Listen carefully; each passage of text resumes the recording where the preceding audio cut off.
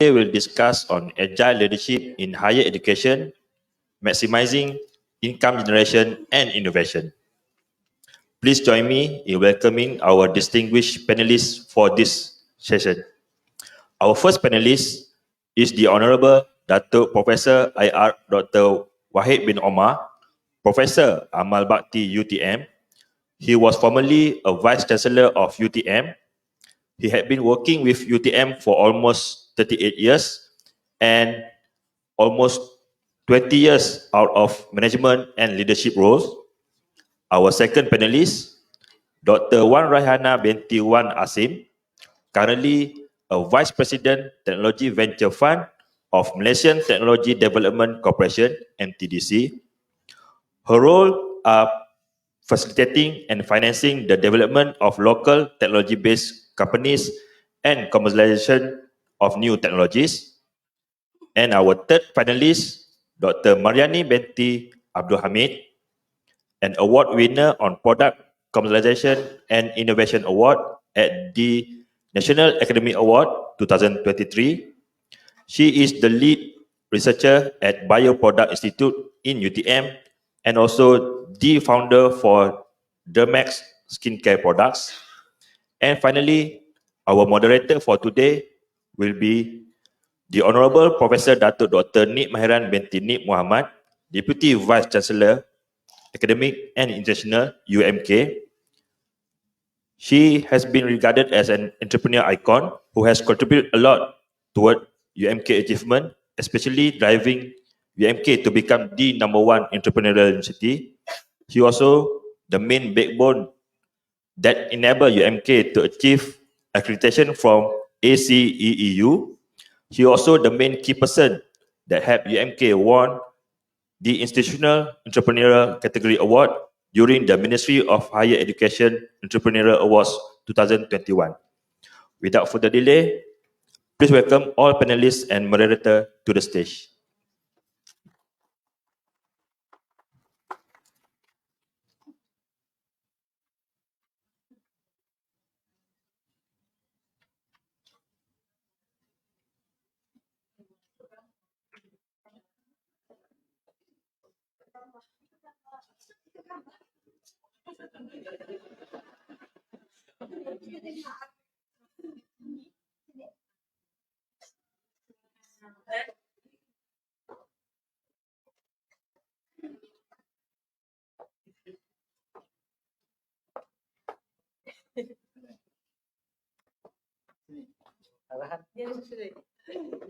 Ikut gambar.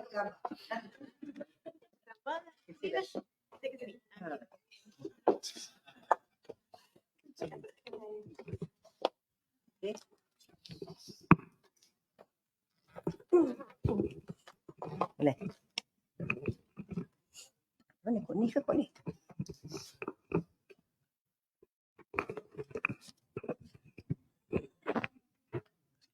Bawah. Ini ada sini. Oh gitu. Bahasa dah agak. Tahu-tahu orang Kelantan ni Datuk Azizi tak ada. Saya pula nak cakap Kelantan hari ni. Okay, bismillahirrahmanirrahim. Assalamualaikum warahmatullahi wabarakatuh. And good afternoon to everyone. So I hope everyone had your lunch and be able to keep yourself alert. Because today we have 3 panelists, which is very difficult to get. And Alhamdulillah and thank you so much kerana Datuk Wahid dan juga 2 panel kita, Dr. Wan Raihana dan juga Dr. Mariani, be able to be with us today. So our topic that we are going to discuss today is about agile leadership. How do we need to change towards the current environment and the issue of financial sustainability? How should we innovate? Should we come up with solutions in order for us to be sustainable? Especially now, not just IPTS, but also IPTA is also having the same issues on money makers. So, Dato and both doctors, we are going to have 3 rounds. Okay, the first round, I would like to invite each one of the panels to just share their experience, their knowledge, as well as all the challenges that you have faced in order to be or in order to make whatever you have achieved now, especially we would like to get some sharing session from Datuk, mantan Night Chancellor UTM, which is, I could say, the pioneer when it comes to money generation. UTM lah. Dan Datuk adalah antara yang saya rasa pencetus kepada kejayaan UTM sekarang ni. Ha? Dr. Yusof, betul kan? Okay. Dan seterusnya juga kepada kedua ahli panel. So, Datuk, without further ado, I think please, I would like you to just share with the audience the issue that we are currently having, the experience that you used to encounter when you were the Vice Chancellors, and what the innovative solutions that you have made to make your university, prior university, sustainable in terms of finance. Sila, Datuk, sila. Bismillahirrahmanirrahim. Assalamualaikum warahmatullahi wabarakatuh. Alhamdulillahirabbil alamin wassalatu wassalamu ala asyrafil anbiya'i wal mursalin wa ala alihi washabihi ajma'in. Terima kasih, thank you so much kepada Datuk Nik Mahiran as moderator, and to my adik-adik lah panelists, dan saya juga mengalu-alukan kehadiran semua peserta ke bengkel ini. Unless anyone cannot understand bahasa Melayu. Anyone? Anyone? International tak ada ya? Tak ada, tapi kita ada online live. Oh, okay. So we are also open to everybody, maybe outside Malaysia as well. Okay, thank you so much Datuk for inviting me. Dan nervous sikit sebenarnya, I need notes to refer. Okay, with regard to financial sensibility and the challenges, I think this morning Datuk Azizi probably has explained the situation of financial sensibility in the higher institution.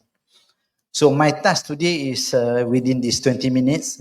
Datuk, please alert me on the timing. So I will touch on three items. One is the overall picture of financial sensibility, which probably Datuk Aziz has covered that this morning.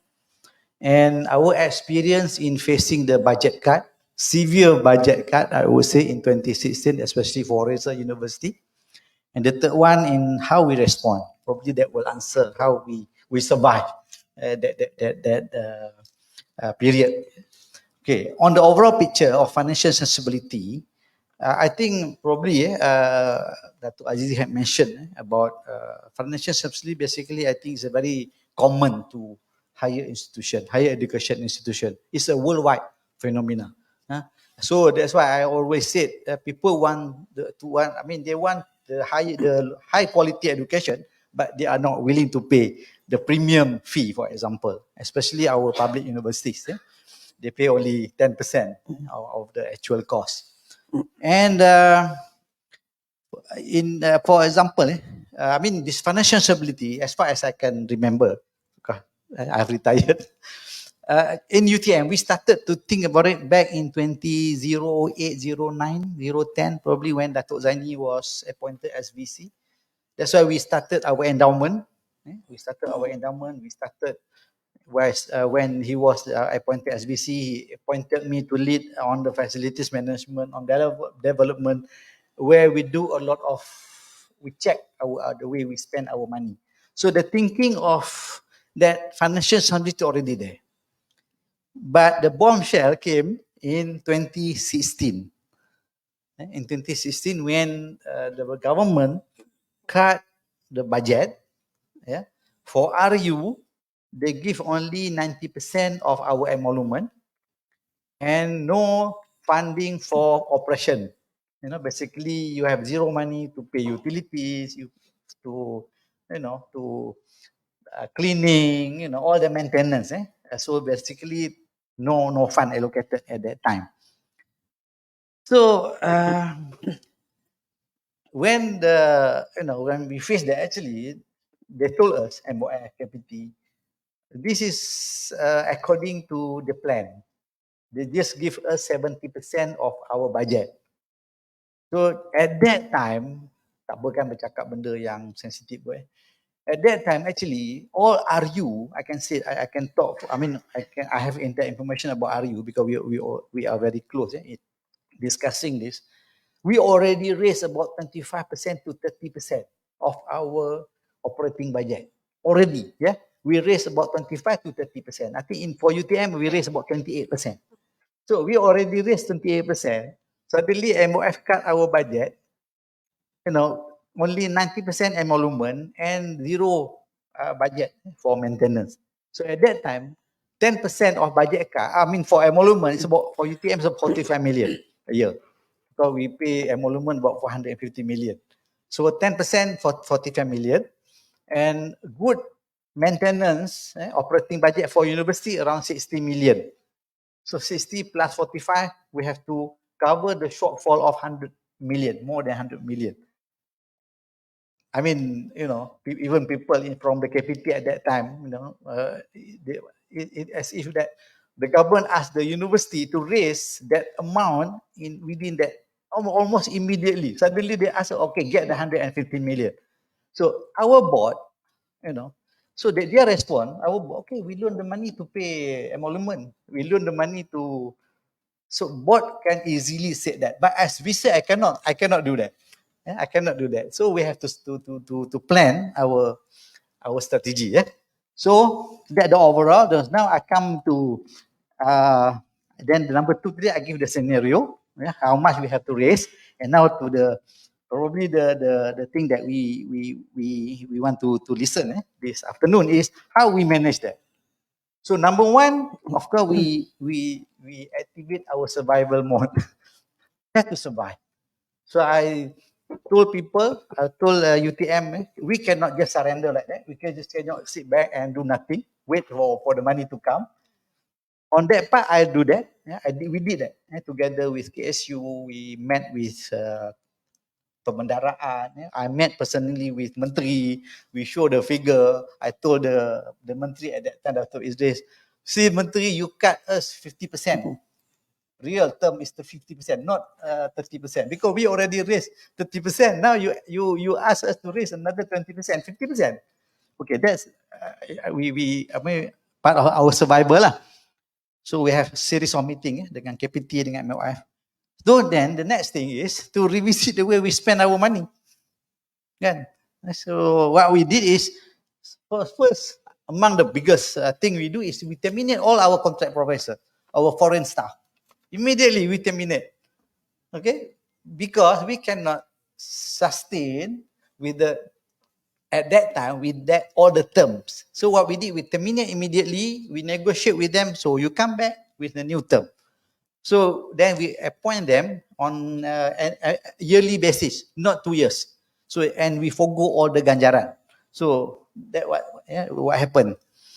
Then on the maintenance part, we terminate our contract, facilities management contract. We terminate all of them and reappoint them. That's why we got saman also, because we and yeah, but only one company they saman us. So, but I think we won that, and because we terminate based on agreement. So then that comes the idea of DIY lah. We clean our own toilet, we clean our own classroom, we conduct, adalah Dr. Mariani kan, we conduct gotong royong to clean up. I mean to cover whatever the contractor supposed to do. And of course that simple one. Kemudian apa lagi? We cut our travelling. I was probably the least travel VC, the low cost VC. I call me myself at that time. We forgo our entitlement, and apa nama lagi makan we pay on our own. We have meeting dia kata budget masa tu RM4 ke apa. Macam mana meeting JPU 5 jam RM4? So we raise our own money, our own pocket money. So we put RM100. So we spend that money until we finish that money, we collect again. So it's basically to survive on our own. That's yang kecil-kecil lah. Then we go on green practices. So actually we started that earlier. So we go on more aggressive, paperless lah, apa nama apa lagi, recycle waste to wealth, which I think we now, and we do great. I think we succeed in energy management. So we won award.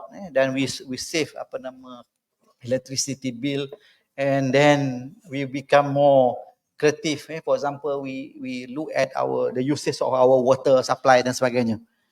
Okay, then I learned how to manage money. So we establish a war room on financial management. Basically, you ada bendahari kat sini. So I told my bendahari, you are no longer working on balance sheet. Let the sheet tak balance pun tak apa. We want the money. So I sit with them in the war room, but at that time then comes the idea that we invest in fact.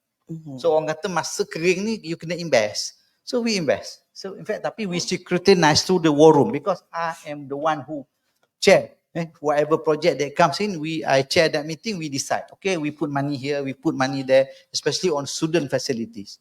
Because we think long term, kan, after that we can attract student. We invested in Wi-Fi at that time. Masa susah tu kita invested in Wi-Fi, and Wi-Fi become very, very important when COVID strike us. So when I ask student, can you survive in this campus? Yes, they get a good Wi-Fi for them. Okay, so that's what we did. And of course, new mindset of entrepreneurship. So I'm not an entrepreneur, tapi kita belajar macam mana nak hidup. So basically, when we think of the entrepreneurial mindset, it's not about to making profit. No. Basically, what we do is we look at what asset do we have, what property for IP, for example, how much we have, which we can monetize it to generate income, and thinking of ROI, not only spend, not only spending. Dulu kita spend je duit akan datang kan. Now we spend this much, how much we can get. So we think of return of our investment. So I think basically that entrepreneurial kan. Kemudian expecting less and less allocation program. In fact, I got a slide. I told my team, kalau datang duit, that's bonus. Kalau tak datang, that's reality. So we have to work on that mode. Datuk, berapa minit lagi Datuk? Boleh, okay, boleh. Kan? Masih. Okay. Boleh? Masih, ya. Okay. Teruskan. Then asset. Kita tukar kita punya the way we manage our asset. Saya tarik semua aset yang di manage oleh CHP, hostel kita ambil, kita bawa under business. So bila dia bekerja under business, so they think of how much we spend for maintenance. What should we do to get this hostel if we can, for example, raise the fee, kan, increase the fee, kan. Jadi kita buat, dan not easy. There was a resistance there because they are basically that's their territory, kan. And we invest in upgrading, and we then suddenly we know we have to review all the rental, kan. You know, before that 20-30 years kita tak pernah review our rental because we were in the comfort zone, kan. Semua benda yang boleh buat duit kita buat. Datuk Yusof kat sini kan, semua dia jual. Kapal terbang dia jual, air botol dia jual. Saya kata jangan jual VC je masa tu. Sebab that's the entrepreneurship yang kita dah develop. Dan of course Datuk, we went on private wing education. Yeah. So now suddenly came the idea, why don't we introduce public university private wing? Okay, Datuk. We continue on that one. I think because that will be a specific topic that may be interesting. Okay. So we will stop there. All right. Okay, Datuk. Now we have Dr. Wan Raihana, which is nobody can dispute to say that MTDC have quite high contribution towards commercialization and also venture capital for university R&D. We know that as a fund managing institution, there's a lot of opportunity actually that university can tap on. Because kita sebenarnya sebuah organisasi kerajaan. Tetapi bila dalam keadaan yang sebegini, kita masih tidak dilihat sebagai a potential institution that can contribute to innovation R&D of the country. So mungkin Dr. Wan Rahana can share a little bit, how can the university tap on the facilities that MTDC has, and what have you been given previously to the universities? Sila. Right. Assalamualaikum warahmatullahi wabarakatuh. Bismillahirrahmanirrahim. Thank you very much, Datuk Nick, for having me, and thank you for inviting me to AKEPT as well. Saya duduk atas ni mula-mula very nervous lah tengok dengan Datuk with his vast amount of experience dengan notes dan sebagainya lah. So bear with me, nervous sikit, but what I'm trying to hope to share with you is our experiences in terms of what we have done dekat MTDC. So let me give you a little bit of background dulu. MTDC tu, who are we and what we do. So if not heard about this before, Malaysian Technology Development Corporation is a wholly owned company by Khazanah National. So we're owned by Khazanah National, but we report to MOSTI. Right? So we are under the purview of MOSTI basically. So we started out dah lama, 1992. Masa tu saya sekolah lagi lah. But what we used to do, what MTDC was established as, is a venture capital organization, which is specifically focusing at funding local technologies to be commercialized. All right. So we started off doing venture capital dan sebagainya, and along the way we evolved, and starting from Rancangan Malaysia ke-7, if I'm not mistaken, our mandate was primarily to focus on helping universities, public funded R&D, so not specifically universities saja, but research institutes as well, assisting locally public funded R&D to be commercialized. So we did that for a very long time. If you are aware, kita dulu ada fund called Commercialization of Research and Development Fund, CRDF. Technology Acquisition Fund is another one, TAF. So it was through that mechanism, MTDC was the main agency yang memang bekerjasama dengan universities, sit together dengan researchers, fund the whole activity to bring all those research to market. All right. So that is our experience. And then as we move along, I think it was in 2019, kalau tak silap, 2019 or 2018, the ministry decided basically that mandate would shift to another organization, commercialization of R&D, shifted to another organization, which is Meranti, if you know. But MTDC continues in its efforts to fund commercialization. Cuma at this point, we don't specifically focus on university R&D. Kita focus on whatever R&D, as long as it's technology based, it is local, then kita akan bantu, we fund, we assist, and we guide. All right. So we have a lot of years of experience in helping companies, helping researchers to bring their technologies to the market. As I mentioned, kita started out as venture capital. So venture capital, kerja dia bagi duit. Okay, so here you go, here's your money, jual product, all right? But when we started with that model, eventually MTDC realized that it's not enough. You can't just give somebody money and say, okay, you go to market, jual lah, I dah bagi you duit, you jual. It doesn't work that way, especially if we're talking about technologies yang very new, baru saja nak masuk market, unproven, untested technologies, right? So after that, we evolved, MTDC evolved, and realized that not only funding is necessary, but there must be a lot of hand-holding. Kita bantu, you have to teach, you have to guide, you have to facilitate. So dekat MTDC, while our main primary focus is always been funding and investment, what we do is not just that. Kita ada banyak, we have teams that do advisory services. So we sit down with entrepreneurs, researchers, any entrepreneurs really, and guide them throughout the financial planning process. How do they raise funds? How do you do marketing and things like that? Kita ada incubators. So we have 5 incubators dekat UTM, UITM, UPM, UKM, and also one in FRIM. Right, so the incubators that we develop pun, the whole idea is that we are based inside the university, based inside the research institute, and to facilitate that interaction between the universities, the researchers, and the industry. All right, so that's all the other things that we do. We also do a lot of training.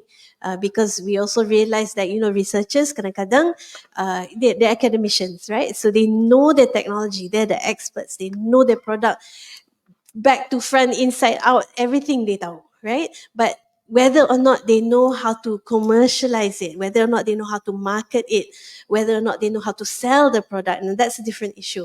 So we have all these things that we support the researchers along the way, right? So in our years of experience, saya dekat MTDC been 10 years dekat MTDC so far, but all the legacy of us funding university R&D and things like that. One of the things that we realize is commercialization is not something that is easy. It's not that you can complete your research, you come out with a product in the lab, maybe you finish your PRGS and things like that, you have your prototype, okay, now jual. It doesn't work like that. There's a lot more effort that needs to be put in terms of developing the product, bringing it to market, regulatory issues, and then the whole issue of how do you sustain it as a business. So that's one of the things that we learned. Dekat MTDC, commercialization is not something that is easy, and it takes a very, very long time. Another thing that we've learned in that sense is that commercialization is not 100% success rate. It's a funnel. So you start off with a wide range of research, all sorts of projects coming out from all the different faculties, and then it gets through the process. It gets further development, you get your prototypes, and only a small percentage will successfully enter the market. And I know this is a challenge for most universities because you have your KPIs in terms of commercialization. The pressure to deliver something which can be brought to market, which generates revenue for the university is very, very strong, I understand. And you also need that success to get more research funding and things like that. So that's understandable, but we also want to highlight that, commercialization is not something that is easy to do. It's something that needs a lot of investment and a lot of support. So that's one of the things that we do at MTDC to help. Okay, great. So mungkin selepas ni kita boleh tanya kalau ada ruang-ruang that MTDC can help, especially the young researchers, young lecturers, to get support in terms of funding. Okay, bersama kita juga ini kita ada award winners of AAN. Bagi tepukan sikit. Sebab dia masih panas. Jadi kita sangat bangga sebenarnya. People are talking about lecturer tak boleh meniaga. Engkau pandai mengajar je lah. So many universities when we request the board to approve our spin-off company, our startup company, they are reluctant to approve because they said, are you sure that they can be successful? Okay, so actually the reason behind why the spin-off company and startup company should be given to the researchers is to give them some rewards on whatever achievement that they have made through their research. Now, kita ada rakan kita yang berjaya. Because I know her quite sometimes, almost 5 years already, masih gah. Makin besar pula tu dia punya kilang. Kilang Dermax. Ini orang panggil Makcik Manggis. Dia namakan dia Makcik Manggis because Dermax is coming from the research of Manggis, am I right? Jadi saya nak tanya, Doktor, what is actually the pushing and the pulling factors that make your success now? I'm sure Datuk Wahid senyum-senyum aja. Memang saya tak pernah jumpa jejaka semanis Datuk Wahid. I know that behind kejayaan Dr. Mariani mesti ada seseorang yang push that success. So how university or even yourself create, this kind of opportunity for you to be who you are now? Maybe you can share with our young lecturers in front of us now. Okay. Okay, Bismillahirrahmanirrahim. Assalamualaikum warahmatullahi taala wabarakatuh, and a very good afternoon to everyone. So first of all, thank you Datuk for having me today and AKEPT.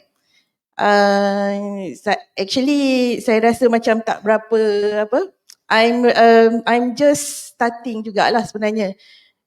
Tak berapa banyak experience, but I think insyaAllah saya cuba share journey of commercialization, starting from innovation and then until commercialization of our research product lah, right? So basically, this research or this product is part of my PhD study. in South Korea from 2009 until 2012. Then I already completed all of the preclinical studies over there, including in vitro study, in vivo study, and up to the stage of the human efficacy study. And when I coming back to Malaysia in 2012, we have actually satu lagi stage during that time, which is the human efficacy study using local Malaysian face, skin dia lah. Sebab kadang-kadang bila kita buat kat sana tak sama dia punya kesan dia kan, due to the four season and everything. And then during that time, 2012 tu, I still remember back to Malaysia. So the first thing, my boss during that time, Professor Ramlan, Prof. Ramlan Abdul Aziz, he is one of the innovation and commercialization teams under ICC, Innovation of Commercialization Center in UTM. Masa tu Prof. Arham, kita punya pengarah ICC, but now Prof. Arham dekat UMK kan. So jadi balik je, lapor diri, and then my boss asked me to join the Leaders in Innovation di bawah SRI program during that time. Datuk masa tu kita banyak berapa, 4 juta ke habis bayar yang SRI ni. So saya balik-balik je macam kena pergi so tak apa pergi.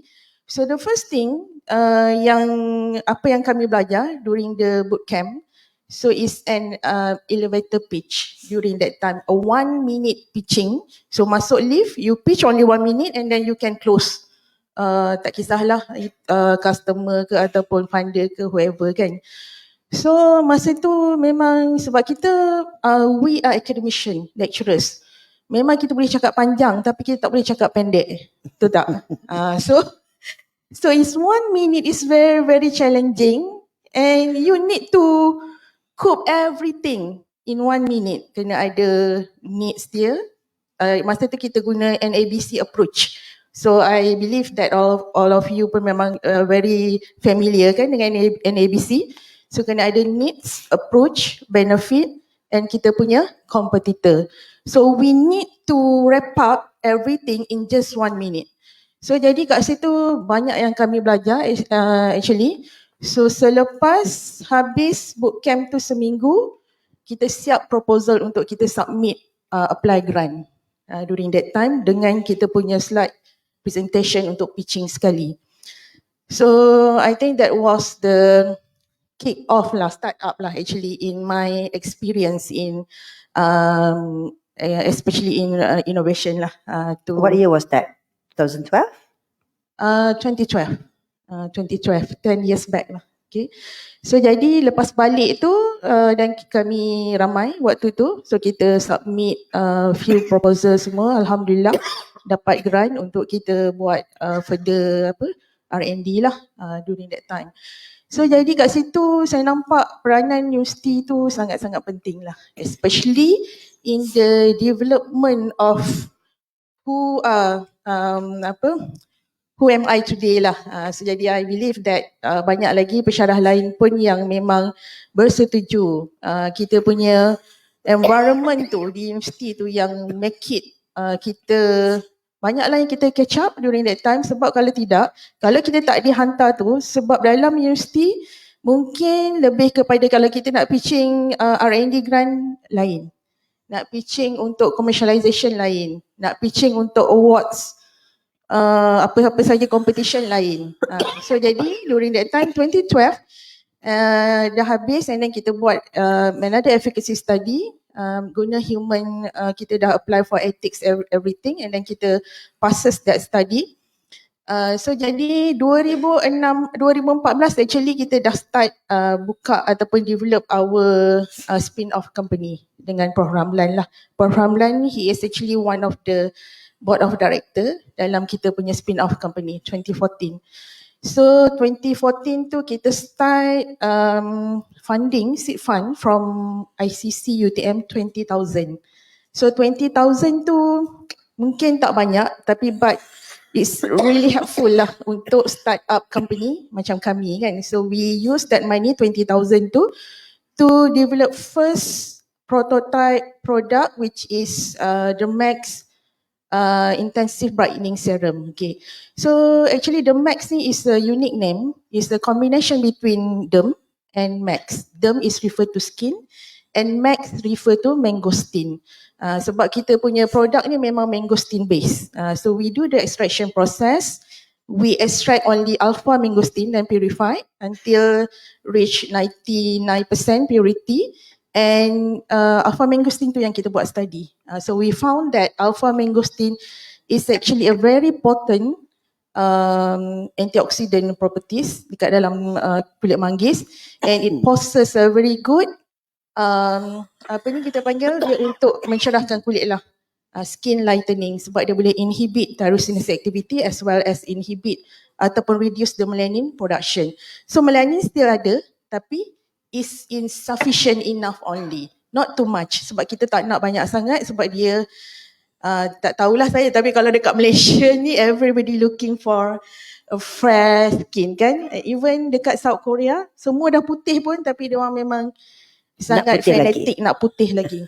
So jadi semua orang nak kulit cerah kan. So jadi we still have melanin because melanin is very important untuk protect kita punya DNA cell daripada damage due to the UV radiation and whatnot, right?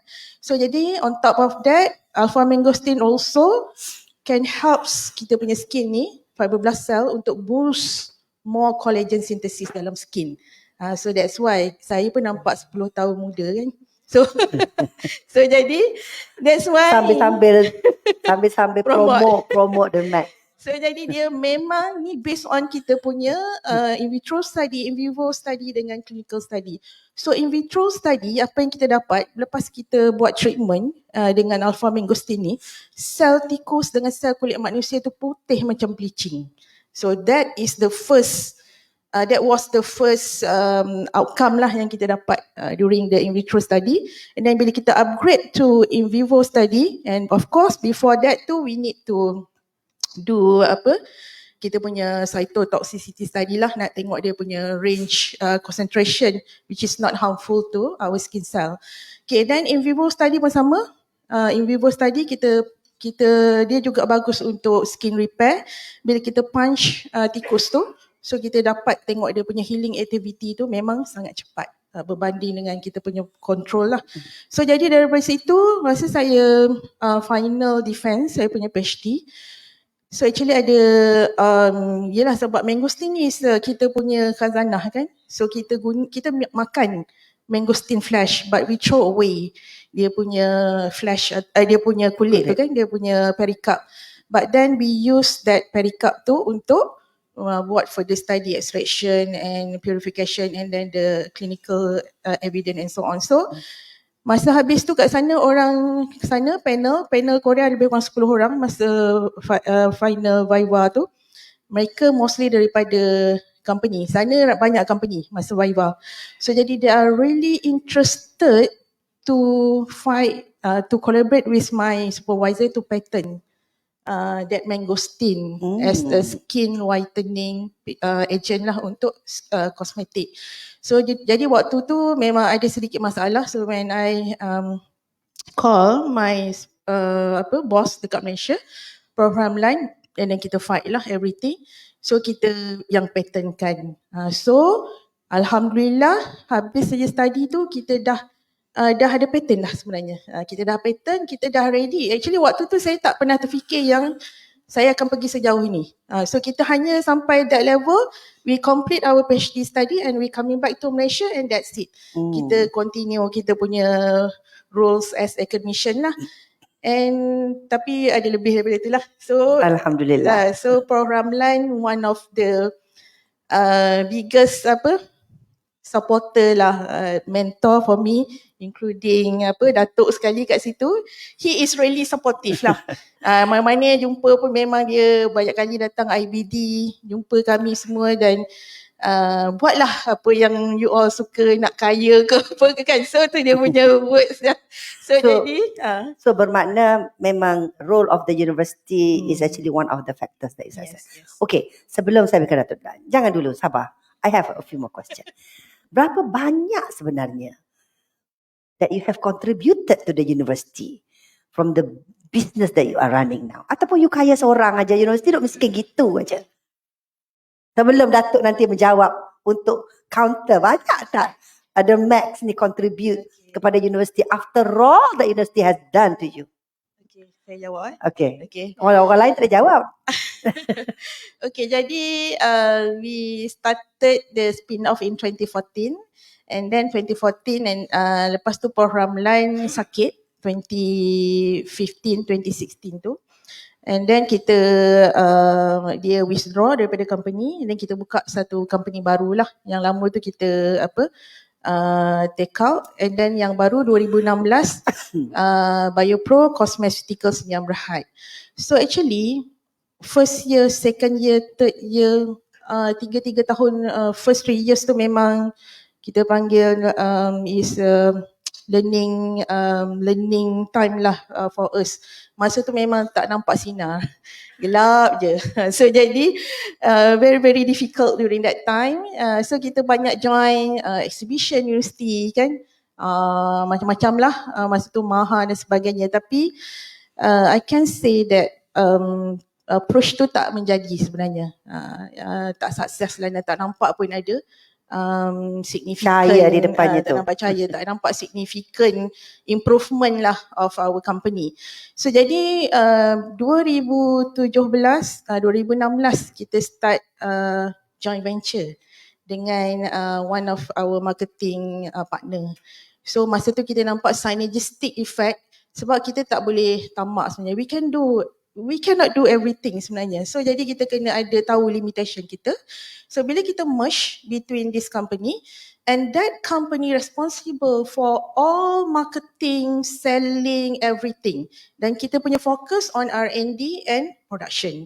So 2016 kita menang super 500,000 and that was the turning point for us lah. We use that money 100% to build our first facility, GMP facility in UTM MTDC Technovation Park lah, in incubator MTDC. So jadi daripada situ 2016 kita start hit kita punya first million sales kat situ, revenue. So jadi 2016, 2017, 18, 19 it was really shining lah kita punya sales, kita punya revenue tu alhamdulillah memang okey sangat. Daripada staff ada seorang dan naik sampai during that time 40 orang. Datuk pun pernah pergi visit kan kita punya dulu dekat MTDC. So jadi in terms of contribution, bila sebelum 3 tahun tu memang kita tak boleh nak returning back pun to university.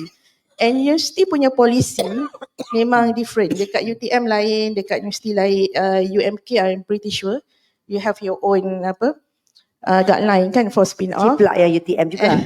Araham kat situ kan. So you The best kita lain. ikut.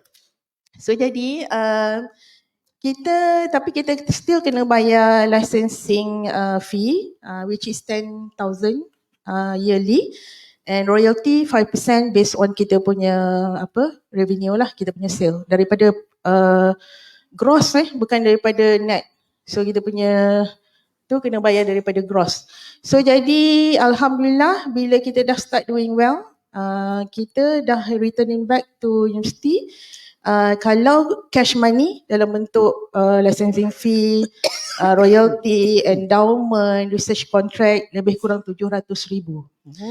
Dan selebihnya dalam bentuk in-kind, in terms of the guna sama, raw material, student datang, student master, student PhD, PSM, student final year, student datang guna ni kita tak ada charge for free. And they can use whatever raw material yang ada dekat kita punya factory and whatever equipment yang ada. Itu in-kind lebih kurang dalam 400,000. So all together amount about 1.1 million something lah. Wah. Around that. Tahniah. Congratulations to UTM and also Dr. Mariani. Okay, sebelum saya pergi kepada Dr. Wan, back to Datuk untuk sedikit linkages lah. That's why kita ambil dua-dua daripada UTM ni. Ada sebabnya. Datuk, you are talking about investment tadi. And you are also talking about privatization yang I stop sekejap because I really needs to know your strategy on privatization. But let's look at on the investment part. Kita tahu yang the main contribution of income for higher learning institution is yuran. Okay? But yuran is insufficient to cover in, kalau ikutkan Datuk Azizi tadi, even operational cost kita. When it comes to investment, you are saying kita tak ada duit. The budget has been cut. But you as a VC at that time are spending certain amount of money for investment in order to get more. Because that is not everybody think the way you think. So what makes you think that in order to get more, you have to invest? Macam inilah. You are invest on the research that has been done. So kalau kita tengok dari sudut pendapatan, how much is actually that UTM at that time lah, even not now, earn from investment tu tadi, from spin-off company, commercialization and so on. And of course later on mungkin Datuk boleh add sedikit. The privatization yang sekarang ni kami dekat UMK pun is trying to imitate also many of the RU's punya strategy on income generation for university. Datuk. Okay, sebab saya I'm a civil engineer, yeah. So duit ni tahulah mak kita ajar kan, pakai duit ni kena pandai-pandai pakai lah, kena kod dan sebagainya. Dan we know the way our besar think of, they tend to keep the money. Dia macam tabung masjid, Yeah, they tend to keep. Lagi banyak duit dalam tabung tu yang berjaya. Okay, sebenarnya sebab tu saya sampai sekarang saya always advise all leaders must learn. So siapa ajar saya? The one who teach me how to to manage financial at that time was our alumni. He was the founder of Redtone. He invited me to his office. We sit for 3 hours, 1-to-1. So then came all the ideas lah. Suddenly ada orang sebut, during this time you tak boleh simpan the money, you must spend the money. So of course we spend, we don't just spend for the sake of spending. That's why after we face that experience, we put the money where we can get good return. So good return, for example, Datuk, kita letak duit untuk, contohnya kita cari new market of student, international student. Kita pergi kepada negara yang tak ada student di UTM, we sponsor them. You see, the moment you put some money for them, actually duit tu tak pergi mana. The money will stay there tau. You kata, okay, you sponsor them academic fee, yuran pengajian. Yeah. The money tak bergerak. It's there. So we get student, then they spend some money for living. So that's where we generate, orang kata apa, new market, new student coming in. Then of course we invest in terms of our asset. Kan, we build our residency. The one I put my neck kan, sign the agreement for 180 million collateral using our land. So now alhamdulillah, I was told after COVID they're getting better. And Datuk, you mentioned tadi the last part, how creative we are in offering our private education, which we make money. Sorry to, I don't know, hopefully NC tak marah saya lah. So for example, we offer our diploma at full fees. Tak ada orang buat at that time. Sampai sekarang saya tak ada orang buat. So we park our diploma program. Okay, reason we park our diploma program under space. Satu, because kita RU. We don't want people to see us, takkan RU nak offer diploma. Okay, we pass it to UTM space and they manage it with full fee. Alhamdulillah, we still get student because our quality, the quality of our program, people trust. I was the diploma graduate after all. And then kita introduce yang tadi, on top of diploma, kita introduce international program. International program means international student bayar full fees. Bukannya 10% tau. They pay more but through space. And then international, kita panggil nama dia international program, sebenarnya can the local also can enroll into that program. That's idea kita dapat through our board discussion. Board kata, ramai orang nak masuk public university, they cannot enter because dia punya result tu rendah sikit, tak boleh lepas. So we introduce another way for them to enter UTM and you pay premium fee. So that's where, then suddenly you become so excited. So then saya rasa kalau saya nak add sikit on how we support commercialization, betul lah. Saya selalu sebut leadership. So janganlah you jealous dengan anak buah yang kaya ni. Memang jadi VC saya pencen lah kan. I think they have potential. Tak pernah hit a million pun. I mean, I mean, kita bercakap when we talk about contribution to the nation, don't talk about contribution to UTM only. So they can contribute. For example, kan saya rasa pergi di tempat dia, 40 workers. This is your contribution to the community. How to get people employed? Kan, that 40 numbers kan, mana you support the economy. So kalau you can successful, you can make 1 million, then after that 100 million, 1 billion, go on. Kalau kata one day you decide I want to leave UTM, kalau saya, I will allow that. I will allow that because they make millions, which is, to me, this is the challenges lah kan. Kalau kita dah involved dengan commercialization, then you sacrifice kan on certain academic punya achievement. So that's where we depend lah, individu can choose. Tapi salah satu polisi yang saya rasa kita buat masa tu dengan Datuk Fauzi was the TNCPI, kita allow our spin-off, satu licensing, royalty, we don't own the equity because that's against polisi dan sebagainya, but we allow them to have that spin-off, kita charge licensing fee, kita charge royalty, then very small kan. In fact kalau tadi Datuk you sebut kan, still small lah. I think we need to work more on that. Contohnya kita dapat daripada kita punya, ni saya dapat letters dari saya pujuk-pujuk orang Mendari dia bagi saya. Contohnya untuk find academic, we raise about 140 million academic income. Kalau yang space tu dia masuk dalam bentuk dividend lah kepada universiti. On commercialization, about 8 million. That commercialization. Tapi commercialization tu sebenarnya, ini 22 punya figure that commercialization tu sebenarnya yang datang daripada real commercialization of technology and licensing only 1.1 million. That's 2022. Yang lain tu datang daripada lab test. In fact, laboratory test pun lagi tinggi, dapat 2.2 million. 2.7 million laboratory test.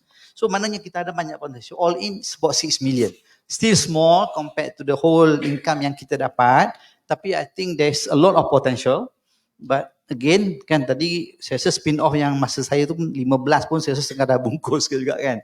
That where they hit the valley of death. Kan, kemungkinan the value of SRI punya bottom tu kan. So hopefully they will learn and from there they will pick up again using, utilize their own product. So Datuk, that's my Okay, I think we need a political will jugalah sebagai Naib Chancellor at that time to come out with these creative ideas on how to generate income and give opportunity to the staff, especially kena tap on jugalah potential staff yang ada. Thank you Datuk. Okay, I have more question, don't worry. Untuk Dr. Wan Raihana, I'm sorry if I'm wrong.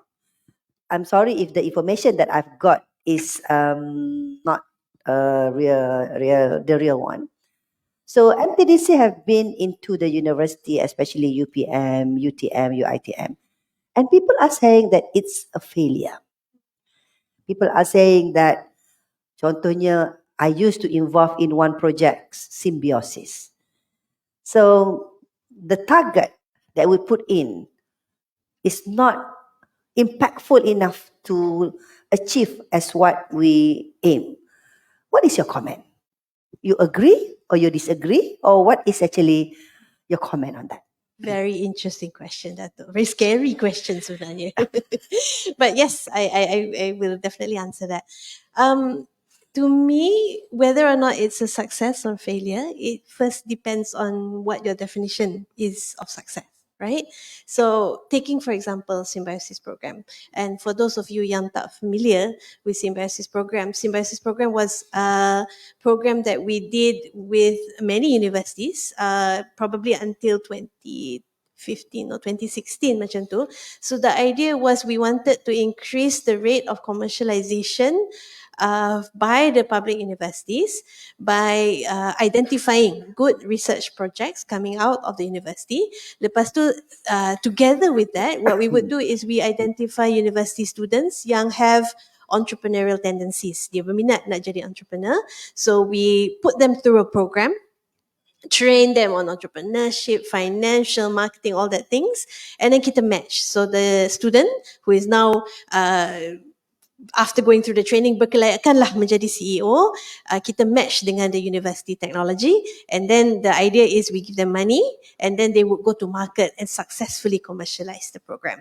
So if you ask me whether the program was a success or not, I would say yes and no. Okay, because if going into that technology, going into that program, the expectation is, okay, X amount of technologies commercialized, and if you want to define it like that, X amount of revenue generated from the programs, then tak cantik lah figures dia. I can say that, okay? Because tak banyak yang successful, tak adalah banyak revenue yang generated, tak adalah success stories that we can say unicorn, public listed company dan sebagainya. Okay, so I can agree with that. If you're looking at it in that sense, then yes, failure. Okay, but I don't think it's a failure because you have to understand again the process of commercialization, right? So we're looking at technologies that are very, very early stage, all right? And if I can just refer balik to Dr. Mariani's story, kan started in 2000, berapa Dr. You just started out your technology, 2012?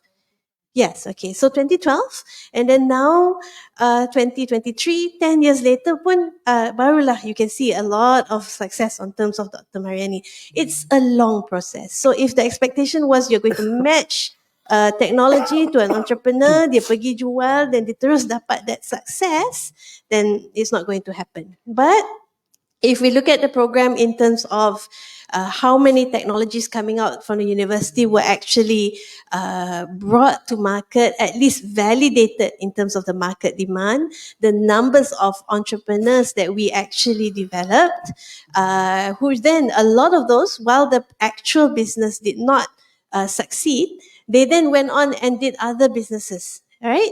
So I actually wanted to share with you, I'll share with you one example on the Symbiosis program. So one of our companies from a local university, the students from the university, the technologists from the university as well, they brought this technology to the market. And because it's a medical device kind of technology, it takes so long, right? So the Symbiosis program, say, was in 2016, all the way up until now, how many years? 10 years maybe, belum lagi ada revenue, belum lagi dapat sales, right? But are they a failure? No, because they have done the clinical trials. They are now doing phase 3 clinical trials, and they will enter the market very soon. And this company was also highlighted as one of the companies driving our National Industry Master Plan, one of the champion companies as well. So what I'm trying to say is, again, commercialization is not something that is a quick win. It's something that can happen overnight, right? So the perception, I think, needs to change not only on the university side, but also on the government side, on the researcher side, the entrepreneur side, that it's a long process. It's a very challenging process, but I'm not saying it can't be possible. And yeah, I think one of the things, metrics that we measure that success definitely has to change. Okay, all right. But initiative that MTDC has been done to university, I think should be given a big applause. Thank you, MTDC. Okay, before I open to the audience, last question to Dr. Mariani. What makes you still stay in the university until now? You are now an entrepreneur. Dah setanding dengan Dr. Vida dah, Datuk Vida dah rasanya ni. Kan? Kalau nak lawan dengan founder-founder kat luar sana tu, saya rasa dah, up to that level. What make you still stay at university and be a lecturer? Do you have any thinking of leaving? Okay, tak nak jawab soalan ni. So actually, I want to contributing back to the society lah, especially to UTM. Sebab saya bermula di UTM, so I started with my first degree dekat UTM, my master degree pun di UTM, keluar PhD di South Korea, and coming back serve as academician in UTM. And UTM kita dah ada makmal sendiri, kita develop, and then student daripada undergrad ramai, master student ramai, PhD pun until now dah ada lebih kurang 12 yang dah graduated. So jadi kita rasa academician ni dah sebati dengan jiwa kita. So kita nak berkongsi ilmu, nak berkongsi pengetahuan, research everything. And yeah, orang kata DNA UTM tu dah melekat. Dah tebal. Ada juga universiti lain for the time being lah kan yang offer, tapi saya stick to UTM juga sebab walaupun kita dah berpindah, kita punya HQ ke KL, kita alhamdulillah before COVID kita dah beli bangunan sendiri di Sri Rampai Business Park, 4 tingkat. So jadi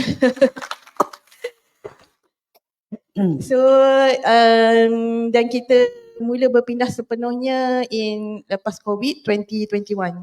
So kita berpindah, tapi saya berulang alik daripada Johor ke KL. So my schedule for class, so this semester saya ajar 3 subjek, 9 kredit.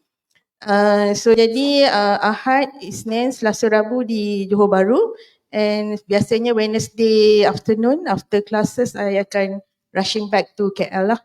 So I ada one day for spin off untuk exemption lah, UTM bagi 1 hari. So for spin off ataupun start up company, so kita kena isi borang lah. So jadi kita buat declaration how much time you want to spend for your company, tapi tak lebih daripada 1 hari. So saya pilih hari Khamis. So Thursday, Friday and Saturday memang bekerja lah sepanjang minggu. So hari weekend pun di HQ. So jadi kat situ memang susah, tapi macam Datuk tanya tadi, sebab jiwa kita tu dah sebati kat situ. So kita rasa kita walaupun penat tapi kita suka. So apa yang kita suka tu bila kita buat, kita tak akan rasa penat sebenarnya. Walaupun penat tapi you boleh, orang kata pencam mata sebenarnya. So jadi itu yang drive saya lah. I want to contributing back to university lah, especially UTM. Okay. Alhamdulillah. Susah nak cari orang macam Dr. Mariani. So you must love your work, you must love what you are doing, then only you tak akan rasa penat. So that's why some people says what your brain thinks is where your energy goes. Okay, saya buka kepada audience jika ada soalan. Jangan risau, ini mantan VC. Kalau daripada UTM nak tanya, hentam sajalah. Dia tak boleh buat apa dah. Sila. Begitu juga dengan rakan-rakan doktor kita ni. He will answer on behalf if you want to learn from them. Sila. Ada soalan daripada audience? Tak ada soalan? Ni mesti sebab boring Tak ada soalan? Okay, tak apa. Tak panas lagi, Datuk. I would like to ask you question. Okay, saya suka bila saya tengok. Sebenarnya UTM ni adalah role model kepada banyak universiti lah. Tambah-tambah pula bila Dr. Mariani dapat AAN dan sebagainya.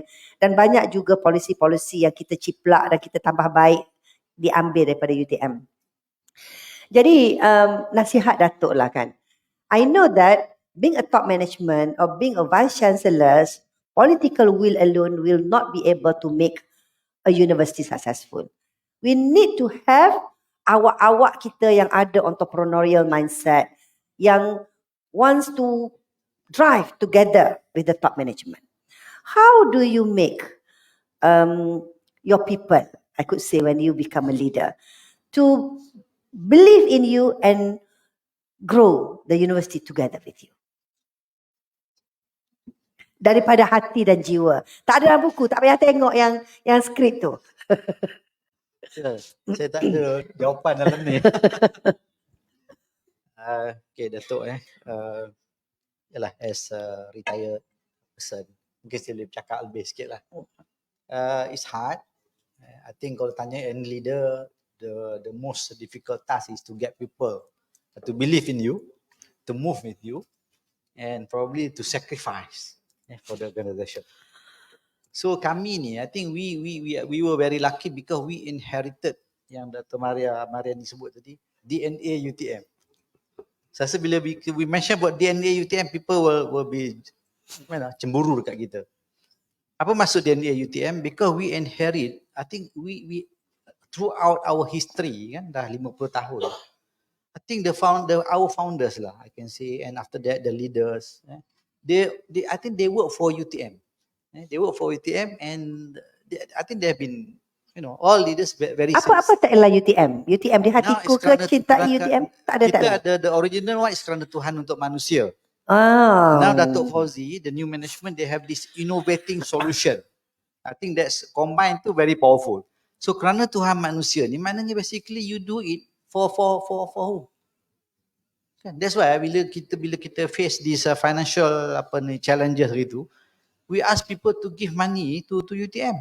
I mean they cut their salary even RM1 kan Dr. Yu, sebab kita tak ada cost kan, bila kita buat internal deduction, bendahari tak charge apa-apa, so RM1 pun we accept. So people give their money, drivers apa semua.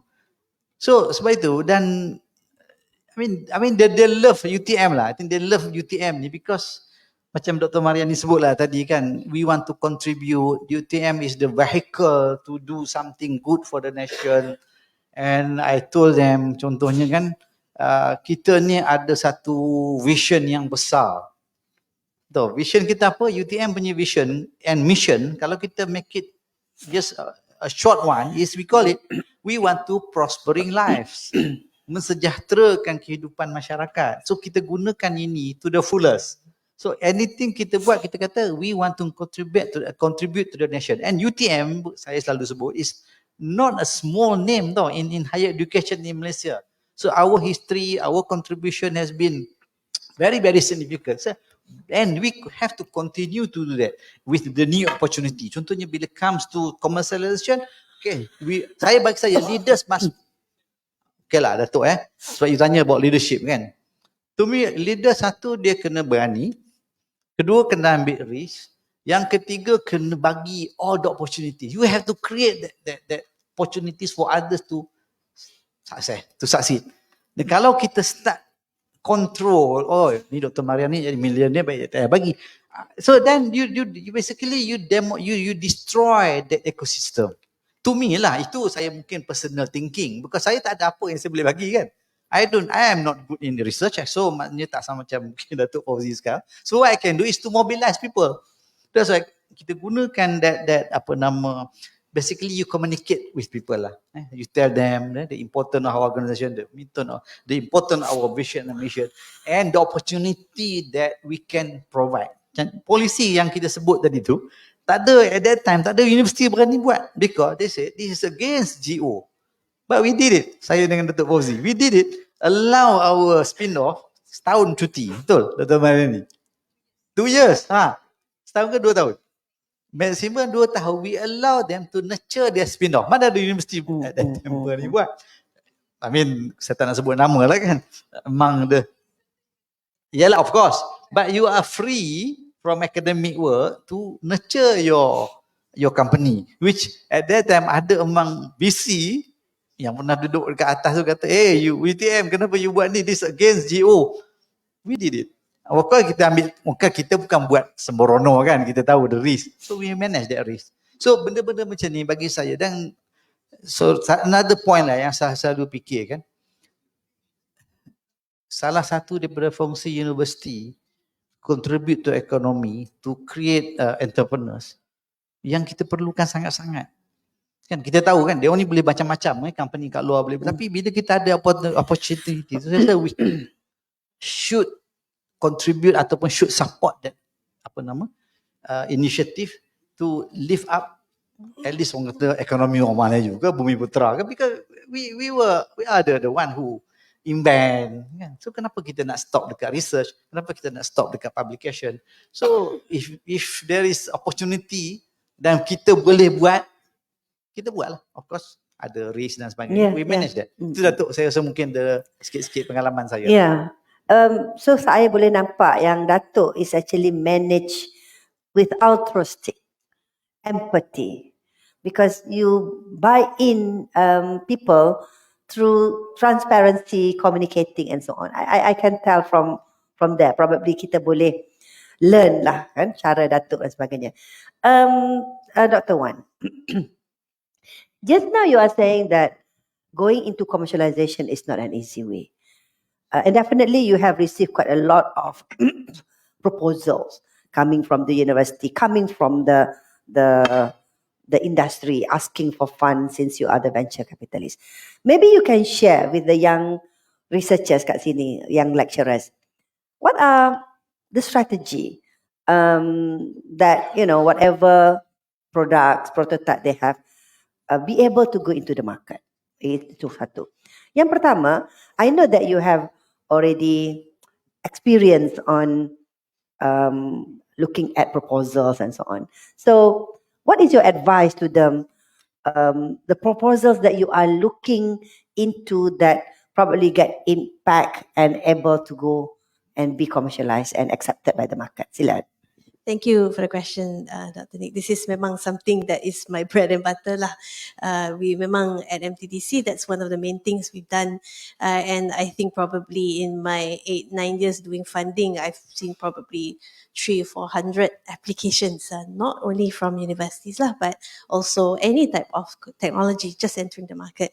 So for researchers specifically, my main advice to you is when you are doing the research, all right? Not when you've dah siap your research, you have a prototype, but at the very, very early stage, masa baru nak develop your research proposal pun, all right? If you are serious about bringing a product to the market. We're not talking about fundamental research type of thing where you contribute to knowledge, but I'm talking about applied research where eventually that research will be translated into a product that will enter the market. So what I'm saying is, awal-awal lagi dah develop the research proposal, already start to think who is my customer and who will buy the product. Because if you wait until you dah siap your research, you have a product, baru nak fikir who this customer is, who am I going to approach, who am I going to sell to, you're going to have a very big problem. Because it's too late. Your product dah siap, you may not have something that the market wants. All right? Because if we're talking about commercialization, it's a very simple formula. If you have something that a customer is willing to pay for, then you are successful at commercialization, right? Okay, so how do you know what is successful? Very simple. Look at identify your customer first. Lepas tu, identify what we call customer pain. Alright, so pain is very simple. I mean, kita semua pernah sakit gigi. For the ladies, you've gone through childbirth, right? Pain is a horrible, horrible thing. And you would pay people, large sum of monies to take away your pain. It's the same thing for your customers. If they have a problem or a challenge or a need and they have that issue and you have something that fits perfectly within that need or pain or issue that they're facing, then they will pay you for it. No answers about it. No worries about it. Okay? So always structure your research, always structure your product, your development, your R&D towards that end if you want to bring a product to the market. All right. Next, I would like to give maybe a little bit of sharing in terms of how do you get your product through the market, the process, yeah. Sebab, okay, fine. In the early stages, dekat research, you probably have seed funds from the universities. Banyak universiti sekarang, I think that's a very good thing. Bagi seed fund to do prototype development, even early stage market validation. 5-10 years ago, tak ada funding macam ni. So I do see the universities are being really great in supporting this kind of development towards commercialization. That's a good thing. So at that stage, tak apa. If you're focused very much on the technical aspects of your research and you think like a researcher, excellent. But once you start going out to agencies, not just MTDC, but katalah Cradle, Meranti, even Mosti punya productization grants, dia punya product development grants, you need to start thinking entrepreneurially. Not so much as a researcher anymore, but start thinking about things like where's the market demand? How are you going to market the product? Who is going to do the marketing? How are you going to run the business, or how are you going to work with your customers? It has to be that kind of proposal. You have to start speaking that kind of language. So banyak, unfortunately, researchers coming to MTDC, they pitch memang detail lah. Dia cerita lah pasal how many medals dapat dekat ITEX, berapa banyak publications and all that. And I'm not saying that's not important. That is important, that's your hard work, and it's very, very significant. But unfortunately, if we're talking about funding for commercialization, kita tak tengok tu. Kita akan tengok what's the market potential, again, what is the customer needs and things like that. Alright, so that switch in mindset is very important, especially when you start going, for example, TRL 6 and above. You need to start thinking in those terminologies rather than the more very research-oriented things. Also, last, Dato', if you can, one more thing is go out there and start to network. Okay, jangan kita as researcher just stay within your research areas, your research conferences, academic conferences. If you're doing commercialization, kena keluar. Pergi trade shows, pergi all the exhibitions yang commercially oriented, and then talk to agencies. Datanglah MTDC, datanglah all the agencies. We're very friendly. Even if you're not at the stage where we can fund you, it's okay. We will give you advice, we will guide you, or we can even link you up. But we know who's the players out there, where the funding is, where the support is. We can always, push you or direct you into the right direction. So sebenarnya there is a lot, I think, of support for commercialization, for bringing products to the market. You just need to know where to look, and inshallah, it is something that is very, very extensive available for researchers in terms of the support, inshallah. Okay, thank you, Dr. Wan. Ada siapa yang sudah terfikir nak tanya? Okay, sila. Kita ada soalan daripada, mungkin boleh perkenalkan nama, daripada universiti mana, dan soalan nak ditujukan kepada siapa? Assalamualaikum warahmatullahi wabarakatuh. Saya Saya Zalifah daripada Universiti Malaysia Sabah. Saya ada persamaan dengan Dato' Wahid. Sebab dia bekas Naib Chancellor, saya bekas bendahari. Dan saya jadi bendahari ketika keadaan yang sama hit us very hard. Iaitu daripada 2014 ke 2021. Apa yang UTM buat, kita juga buat dekat UMS, tapi mungkin because we are being comprehensive university, kita punya pendekatan dan kita punya income lain itu berbeza dengan UTM. Ada satu soalan yang saya nak tanya kepada Datuk lah. Since Datuk pun dah jadi macam saya, we are from outside looking in, kan? Adakah keadaan sekarang ini membantu kita untuk membuat decision yang macam kalau Datuk cakap tadi, Datuk dengan your TNC, you are doing against the rules, okay? Itu pada masa itu. Tapi sepatutnya saya rasa sekarang environment dia sepatutnya lebih memberi ruang dan opportunity kepada universiti awam itu untuk lebih berani. Jadi adakah Datuk rasa situasi sekarang ini berlaku di universiti awam? Sekian Datuk. Itu saja soalan saya. Okay, terima kasih. Minta maaf saya tadi sebut bendahari is no longer a balance sheet business kan.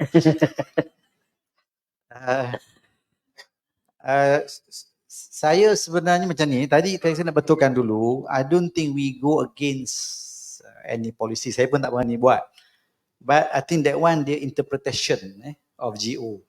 So masing-masing ada interpretation, we feel that we interpreted it safely, quite safely lah. So kita pun tak berani, kalau tidak dicari sampai sekarang tu, walaupun kita pension. Pakai baju oranye. Pakai baju oranye, tidak silap. Memang saya sampai sekarang kan tak sedap duduk juga bila barunya jumpa audit juga ITM lah apa kan. Sometimes you cannot, macam saya nak pension hari tu. The moment saya dapat surat pengesahan GPA, alhamdulillah. Sebab you did so many things, estate lah apa lah kan, macam-macam you buat. Okay, back to saya macam mana lah Datuk. Saya rasa we have to be competent. Itu masalah kita. Sebab tu bila dia jumpa banyak contoh we ni kita talk generally kan about income generation, business. Saya rasa certain facts tu doesn't support us. Contoh bila audit baru ni, kan kena mok sebiji. Universiti ni kata buang, they wasted their money, invested somewhere kita pun tak tahu. Ini yang menyebabkan kita jadi serba salah. Saya rasa tak boleh blame the KPT, tak boleh blame the MOF, because ada benda yang kita buat tak betul. So saya rasa kalau nak buat betul-betul, kita kena competent dulu, convincekan MOF. Contoh bila kami buat residency, kita bukan buat seorang-seorang tau. We utilize our board. Then, salah satu daripada syarat untuk buat projek macam tu, you have to go to UKAS. So, we bypass UKAS. Itu dah langgar. But, we do it very calculatively lah. Maksudnya, contoh saya consult one board member, Datuk, kata kita tak nak pergi UKAS. Okay? Nampak? Kita ada support. So benda-benda macam ni kadang-kadang kita macam mana? Kita tak cermat tau. So at the end of the day, kita memang dapat kelulusan MOF, kita memang dapat kelulusan KPT bertulis. Sebab tu kita berani proceed dengan loan. Walaupun loan itu pun, bila kita dapat loan dan bila dia tengok UTM ni menggelupur lebih sikit pada RU lain, dia kata, you teruk sebab you ambil loan. No, saya kata sampai sekarang saya argue lagi dengan taman. Kan? It's not because we took that loan. Because memang financially kita rasa we have been treated quite unfairly. Saya guna macam tu lah. So sebab bagi saya, apa-apa pun yang berlaku di IPTA sekarang, first saya rasa kita kena betulkan kita dulu. We have to correct ourselves. We have to show to them we are competent to do it, because at the end of the day, yang dia marah sangat kita buat ni, at the end of the day dia kena bayar.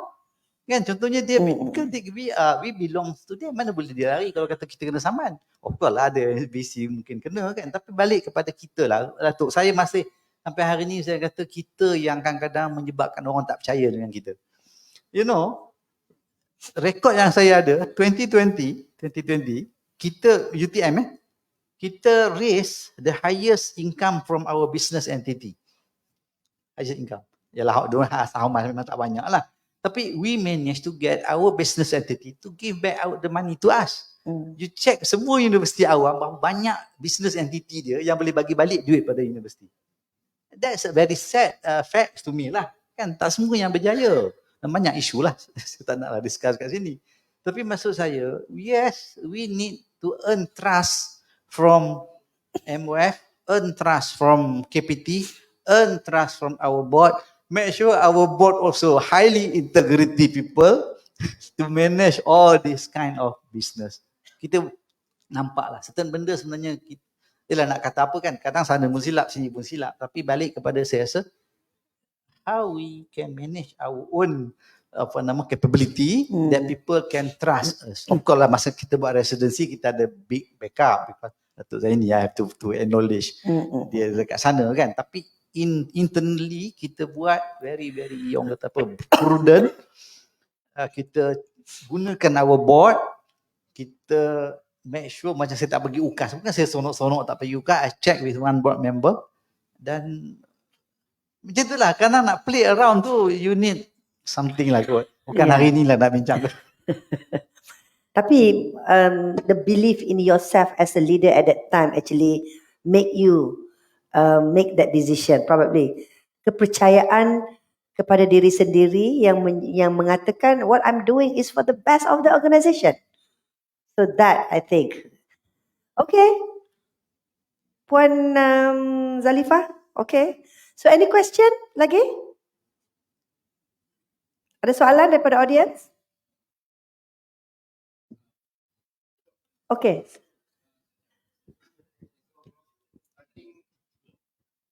Perkenalkan nama dan daripada mana? Nama saya Muhammad Fahmi bin Abdul Ghafir. Saya daripada Asia Aeronautical College. It is a very new college. We are a flying school. Actually got approval from the Ministry of Higher Education. So it's just that my question is, when somebody come to you or your members, team members are coming to you with saying that this is a very good project, I think this will basically helps the company to move from one state to another stage now. What sort of risk management that we need to do to make sure that the claims are correct? Thank you. Ini become very academic. Yes, bagi example lah example bila kita manage lah, successfully build our residency. So it went through a very long process. We check our cash flow, we check our kita punya projection of student, kan kadang-kadang berdebate tak habis-habis, ada yang tak setuju, ada yang setuju. So at the end of the day kita kena decide, kan? So saya rasa that kind of very, orang kata apa, you do it macam Datuk kata, you do it for not for me. Kalau saya nampak ni saya dapat something, then your decision will be different. But if you think that this is for UTM, so walaupun saya tak ada di UTM, orang nak kena bayar hutang, that's why saya pegang kepada accountability. So saya declare to my board before saya leave university, saya kata I am still accountable. Come back to me if anything that I did when I was a VC something wrong. Saya masih declare that. So the accountability kita tak boleh lari. We are not responsible. I'm no longer responsible, but I am still accountable for whatever decision yang saya buat ketika itu yang sekarang ni ada masalah. So I think that level of accountability make you very, very, orang kata apa, cermat lah, kan. Dan kita kena mengaku lah Datuk, kan kita tak pandai dealing. Business people they are very smart. So contohnya agreement, read between the line sampai ujung, sampai habis. UTM ada case. Kita sign satu agreement, kita tak baca sampai habis. Kita nak terminate the agreement ni, business people come to us. Bila kita tak baca sampai habis, somebody pergi sign agreement tu, alhamdulillah bukan saya sign. So saya sign langsung tak boleh jawab lah kan. Because somebody sign, I can fight to the board. Betulkan balik. So bawah sekali tu, dia ada tulis, kalau UTM terminate dia, kita kena bayar dia punya income for 20 years. Sebab kita agree 20 years contract. Ayo. That kind of risk yang kita kadang tak aware, especially business people. Saya sebab tu kadang-kadang dengan orang business ni, saya declare terang-terang, saya so sorry sir, I'm not good in business. When you work with me, please be, honest. Saya declare macam tu openly, be honest. Sebab tu masa dengan project residency, to deal contractor kan, kan, contractor ni memang con lah. Dia akan cut corners dan sebagainya. So we declare on set. Kita duduk dengan board kita, ada satu board kita declare this project for student for UTM. So saya harap you jangan tipu kami, jangan cut corners dengan kami. So kita declare konsep, kita make partners with them. So that's one approach lah yang kita buat. So kita tahu kalau kita nak construction ni, saya manage 1 billion project before I became VC, development project kan. So we went through that pain and sweat and tears kan. So kita declare on set, kita kata this is UTM, kalau you buat baik projek ni untuk UTM, we will acknowledge you, we will recognize you. Tapi kalau you nak cuba-cuba cut corner sana sini, kami memang tak mampu nak tengok semua benda. So that kind of honest, cuba to be honest, yang kata on set lah. Itu nampak macam tak cerdik sangat kan, tapi kita janganlah tak cerdik sangat kan? Nampak macam kita mengalah ataupun kita cuba. Tapi we are very hard on that. We are very hard to get that project on. Okay. Get the answer. Alright. Okay, kita ni towards the last round. Dr. Mariani, maybe ada nasihat-nasihat yang Dr. Mariani nak share to our audience, our young one, how to become like you. Macam tadi Datuk sebut, there are certain things that need to be sacrificed if you want A. You cannot get everything. So saya nampak your PhD is since 2012, but you are still not looking much on the academic path, but you are looking more on the commercialization path. Tapi kita tengok tak ramai yang nak jadi macam Dr. Mariani kerana pensyarah-pensyarah muda kita ni lebih ke arah nak naik pangkat. Sometimes 3 years PhD, dapat 51, tak sampai 2 tahun terus nak mohon associate professor for example. So now what is your advice to the young one if they want to become successful in whatever lah, cara Dr. Mariani ke ataupun cara whatever, so probably you can share. Thank you Datuk. Betul lah cakap Datuk tadi, you are right.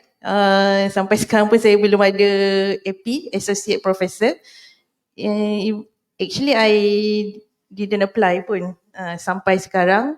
So people always lah keep asking me, kenapa tak naik pangkat lagi, kenapa tak naik pangkat lagi after all contributions, and kita punya commercialization tu counted in Myra marks kan, and then publication pun ada, research pun ada, research contract pun ada, PhD student pun ada. tapi tak apply. So jadi actually yalah, first tu nak apply tu kita kena give full of commitment lah. So nak apply tu bukan mudah. Saya tengok dia punya apa, tak tahulah kan, dia punya penuh tu berapa file nak kena hantar kan. So jadi saya rasa saya belum boleh commit lagi until now. So frankly speaking lah, sebab I think I have so many things to do, especially in company management lah. So until now kita macam tadi saya cakap, kita buat apa yang kita suka. So jiwa memang academician dan I masih teaching everything. Cuma untuk kenaikan pangkat tu slowly lah. So insyaAllah soon, sekarang ni KJ pun dah push juga. So insyaAllah next semester saya akan cuti latihan ikhtisas untuk buat attachment to company, and akan apply IR dululah. So after IR tu, bila nak submit report tu, I akan completekan sekali untuk AP insyaAllah. Doakan. So susah nak cakap ni sebab benda ni takes a lot of effort and time jugalah. So in terms of the commercialization, what I can say is apa saya punya advice ni, kebanyakan academician ni kita selalu takut. Kita rasa macam limit kita setakat tu saja. Kita tak tahu sebenarnya kita boleh push over the limit, sebab kita tak kena pressure kan. So bila kita tak ada pressure, contohlah macam kita tak boleh berlari tapi tiba-tiba ada singa kat tepi kita kan. Of course kita masa tu insyaAllah kita akan lari sangat laju. Tapi kalau tak ada orang push kita, kita tak tahu pun kita punya capability and kita punya talent tu setakat mana. So that's why kita kena explore whatever yang mungkin kita tak tahu setakat hari ni lah. For example, if you have a very good research finding, you dah patentkan, you dah ada publication, you dah ada awards, recognition, local and international whatever kan. So sangat merugikan jika you tak push for your research to be used ataupun to be acknowledged for other people outside. Orang tak tahu pun. So you setakat tu, and then grant research mungkin dah banyak kan, habis, tapi benda tu tak ke mana. Masih simpan dekat dalam makmal. So that's why gunakan peluang yang ada ni, sebab setakat hari ni saya rasa universiti sendiri ada seed fund kan, banyak. And then agensi dekat luar pun banyak, macam Dr. Rahaina sebut tadi, kita ada Mranti, kita ada SME pun ada dekat luar, and then MTDC lagi banyak peluang yang ada boleh jumpa. Sekarang ni MOSTI pun ada Tag 1, Tag 2 untuk pre-com kan, BGF dan sebagainya. So use this opportunity. Kalau tak ada orang kata tak ada ruang, ada jalan dia. Pergi jumpa dengan orang yang betul, apply untuk commercialization grant kat situ. So bila you dapat commercialization grant tu, dia ada KPI yang you kena achieve. Research activity, dan secara tak langsung you akan buat benda tu. You akan fulfill that requirement. So in direct way, you akan nampak improvement of your stage tu, daripada R&D towards the commercialization, and then sampai kat situ you kena engage dengan orang luar, sebab you tak boleh stand alone. So engage dengan agensi ataupun marketing team yang betul-betul boleh direct your direction ke mana. So maknanya hendak 1000 daya tak hendak 1000 dalih. Betul. So peluang banyak di luar sana, and ikan ada nanti Dr. Mariani Junior. Okey, Puan Dr. Wan Raihana, boleh tak mungkin share sedikit peluang-peluang yang ada yang mungkin boleh, yang mungkin tak tahu dalam kalangan banyak pensyarah? What are the opportunity that MTDC probably, or maybe if you know about other agencies, can provide to help the lecturers and of course generate income to the university? Right, macam saya cakap tadi lah, banyak peluang sebenarnya available outside there. Let me start with MTDC. Kalau MTDC, there are basically two programs, funding programs which I manage, which are very much suitable for universities. Now, the first one is the National Technology and Innovation Sandbox Fund, NTIS. Okay, so NTIS program is for technologies or university R&D or any product whatsoever yang stage dia dah sampai TRL 6 and above. Alright, so that's the minimum criteria. You have to have TRL 6. So what funding will do is assist you by giving you funding from 250,000, 500,000, or even up to 4 million for commercialization to either do market validation, technology validation, or commercialization activities. Okay, so idea there is that you have a technology, you have a prototype, for example, just coming out the lab, you know that it works, you know that there are potential customers, for example, you need funding to validate. Does the market really want it? So we will fund you, for example, pergi work with a specific customer, work with a specific, you need to provide your solution. So we will fund that. That is what we call market validation. Lepas tu technical validation in terms of katalah dekat lab boleh produce on a certain level. Now because you want to go commercialization, you want to upscale. So we can fund you for that as well to do that upscaling. Right? And the interesting thing about NTIS, or National Technology Innovation Sandbox fund, is that once you take our funding to do either the market validation, technology validation, kita bagi 6 bulan to do that. Katalah berjaya, you go through it and then you achieve all the KPIs. You've proven basically that the market is ready for your product. The market it wants it, and then you can meet the technical requirements for commercialization. Kita akan immediately follow on funding 4 million for commercialization activities. So at that moment, bolehlah nak beli equipment, nak beli production, nak hire staff, nak buat marketing and all that, boleh. Alright. The only catch dekat sini is that we don't fund researchers. Unfortunately, kita tak fund universities. We only fund companies. Alright. So if you're a researcher with a product, you will need to either start up your own spin-off or work with somebody to license your technology. So that's the only requirement. And that is not just MTDC. Kalau funding agency memang macam tu. Dia dah tak fund dah researchers, you need to have a companies. But the idea is kita nak fund that business. So you can ada that structure in place. So it's not just MTDC lah. Alright. But kalau NTIS sebenarnya, you can apply as a researcher. You can go through the process and be accepted into the program. But at the moment nak apply funding, masa tu kena ada company. So you can start the process first without the company, or in tandem set up your company, work with your partners. Okay, so that's the funding that we have here specifically for researchers. The other one that I wanted to highlight is a very new program which we are working together with MOSTI. Yang ini baru saja announce dekat the last budget. InsyaAllah next year we will start funding this program. It's called My STI.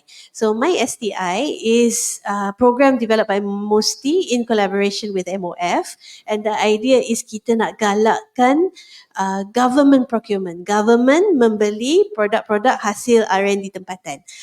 So that is very important kan, because there's always this issue of we have so many researchers, so many products in the market.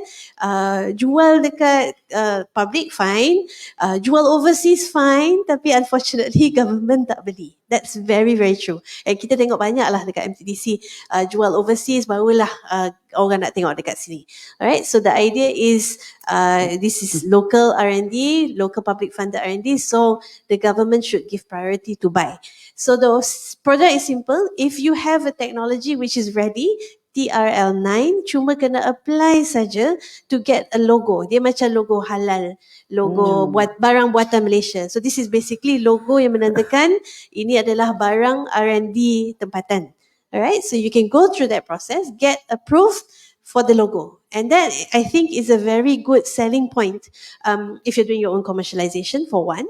But also, katalah you want to attract people to work with, to license your technology dan sebagainya. Because one of the key selling points under this program is, kalau lah produk tu ada chop My STI tu, bila they go through the government procurement process, tender process dan sebagainya, the marking process dapat additional 10% marks. So that actually will help a lot. Okay, so next year, program penandaan logo tu dah start. You can apply at mysti.gov.my. But at the same time, for next year, kita akan ada funding as well.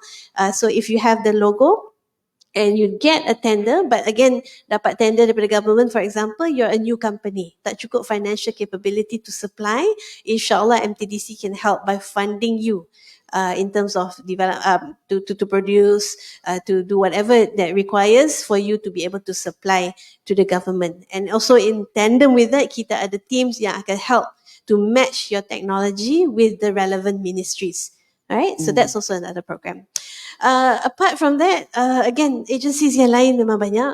Cradle, for example, they also fund very early stage technologies for commercialization and things like that. So you can explore, especially kalau you have technologies yang IT related apps, things which are very much digital economy dan sebagainya.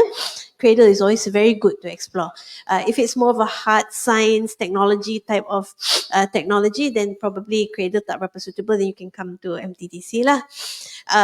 Mostly again dengan dia punya TED 1, TED 2 sebenarnya memang banyak lah out there.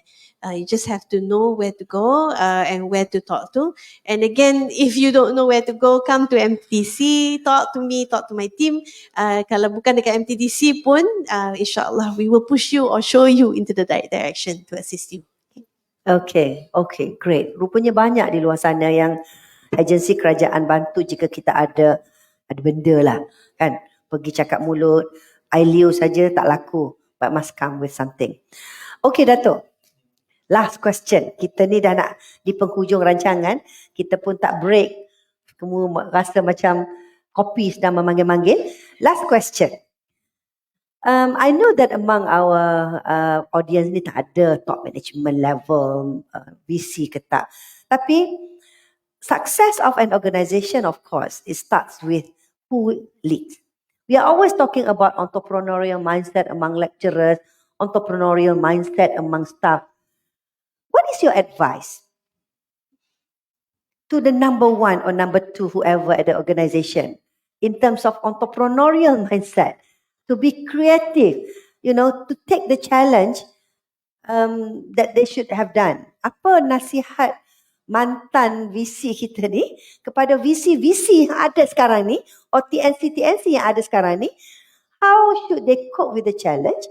How should they, be brave enough in order to sustain, especially when we talk about financial sustainability? Susah. Orang tak boleh buat apa dah pencet dah. Saya mungkin beza sikit lah pandangan saya tentang leadership. In fact, saya selalu judge my slide. Is no great leader if there is no great team. So great leader will come from a great team. Maknanya you recognize your team first. Then after that you can do a lot of things. Otherwise kalau dia rasa dia seorang yang pandai pun susah juga, especially dalam academic world. Kan dia rasa dia tahu semua, dia boleh handle semua, dan dia start tu mungkin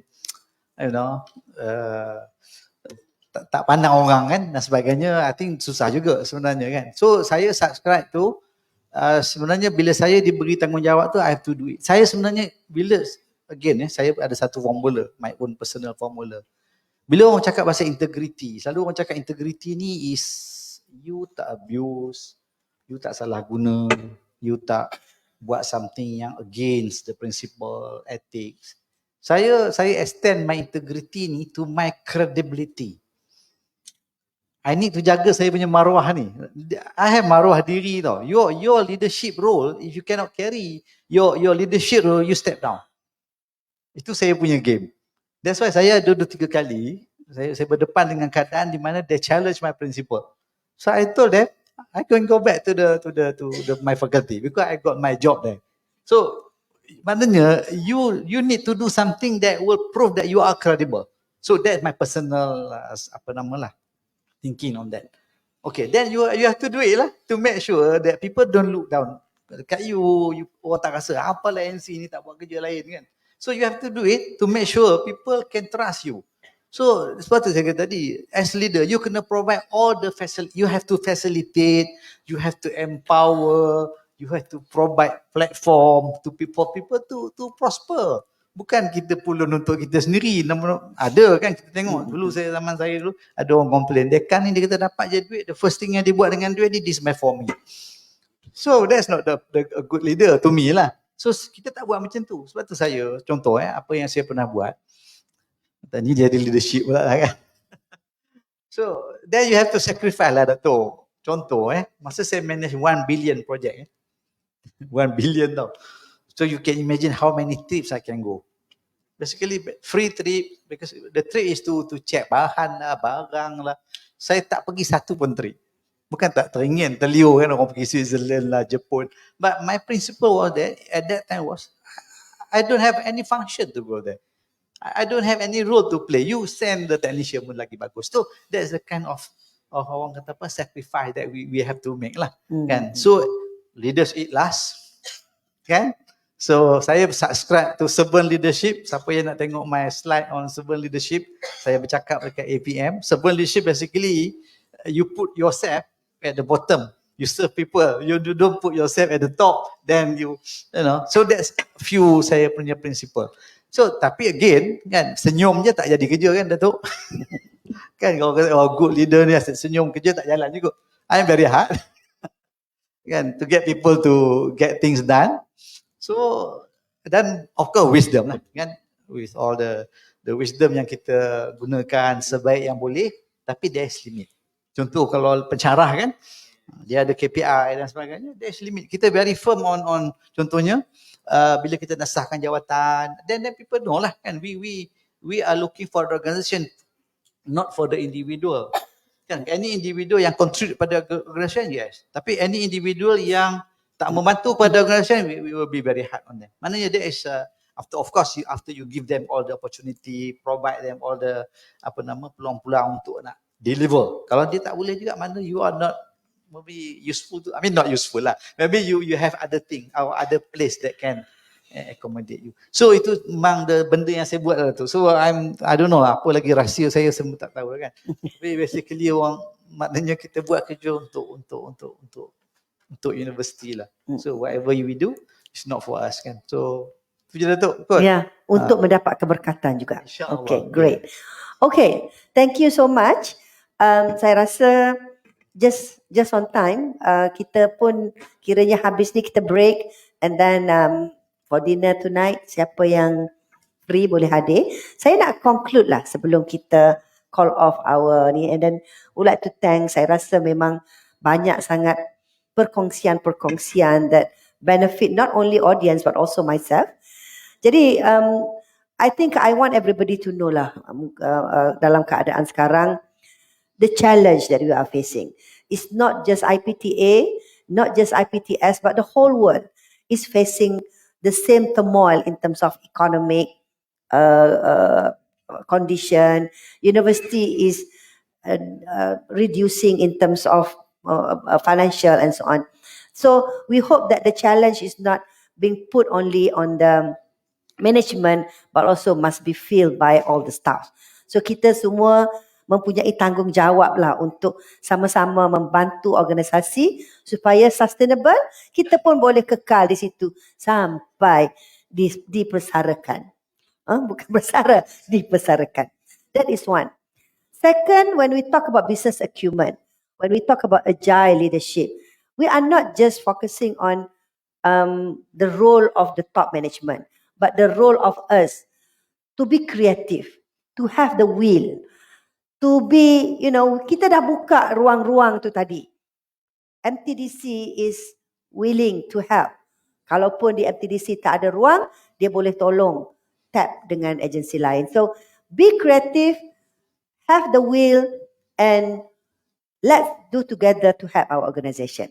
And thirdly, saya suka dengar Dr. Mariani sebut pasal organize, structure, so plan dan sebagainya. So you have to start organize, structure, plan your whatever you like, whatever your future endeavours. Sebab orang tak ada lah kata berjaya dengan cacah merbah. Everything has to be planned, structured and so on. And then lastly is that love yourself, love your organisation, love your work. Daripada situlah ada barakah dan kita akan buat dengan ikhlas dan sincerity. So boleh tengok dah kejayaan tu adalah coming from your passion, and what you are doing is because you love what you are doing.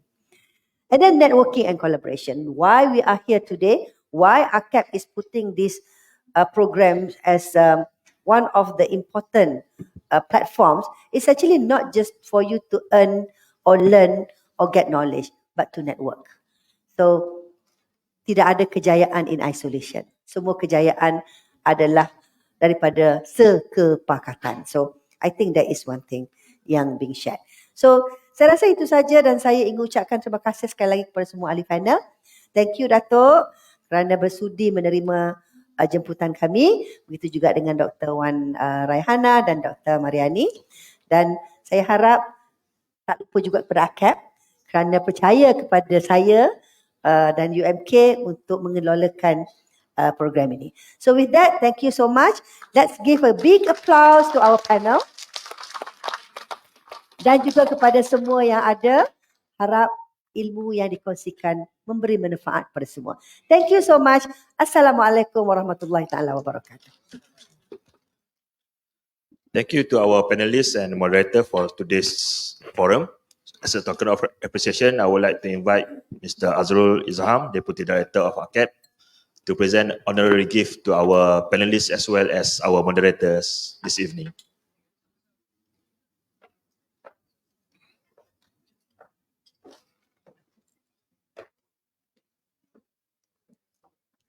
Please welcome Datuk Prof. Wahid bin Omar.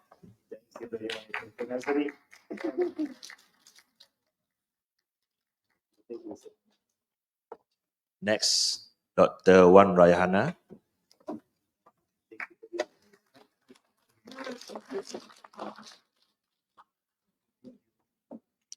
Please welcome Dr. Mariani.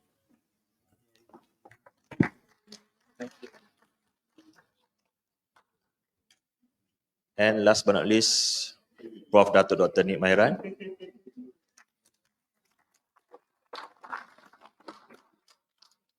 Thank you.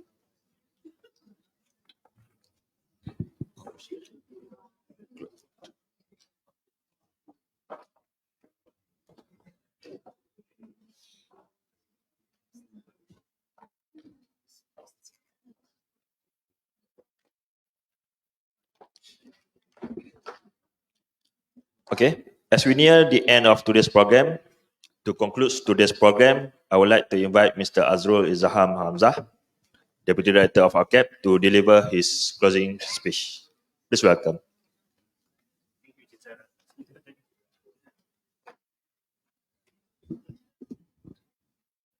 Okay, terima kasih saudara pengacara majlis. Assalamualaikum warahmatullahi wabarakatuh. Salam sejahtera. Hi again. Jangan jelik tengok muka saya 2 kali naik petang hari ni.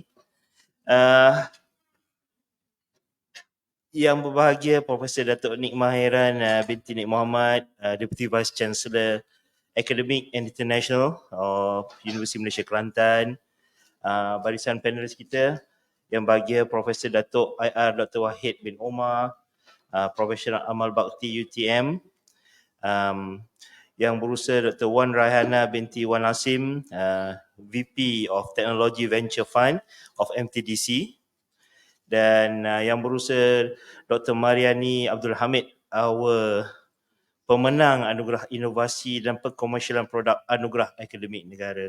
Tuan-tuan, puan-puan, rakan-rakan sektor pendidikan tinggi. Hadirin dan hadirat sekalian, jaringan kolaborasi AKEPT dan UMK pada hari ini adalah satu, kalau bahasa retorik, satu manifestasi lah yang merupakan komitmen kita untuk mempertabatkan kualiti dan mutu pendidikan tinggi dalam negara kita, right? And please sama-sama kita berikan satu tepukan untuk urustia kita dari UMK dan AKEPT. Terima kasih Profesor Datuk Dr. Nik Mahiran sebab merealisasikan program kita pada hari ini. Tema yang dipilih Business Acumen in Higher Education. Alhamdulillah Allah permudahkan urusan kita pada hari ini. Semua survive sampai hari ini, tak ada yang jihad di tengah jalan. Walaupun petang tadi saya duduk kat belakang sana, saya perhati kat Dewan masa ada jugalah yang cuba bertafakur dan berzikir. Alhamdulillah lah, suasana dia agak kondusif kan.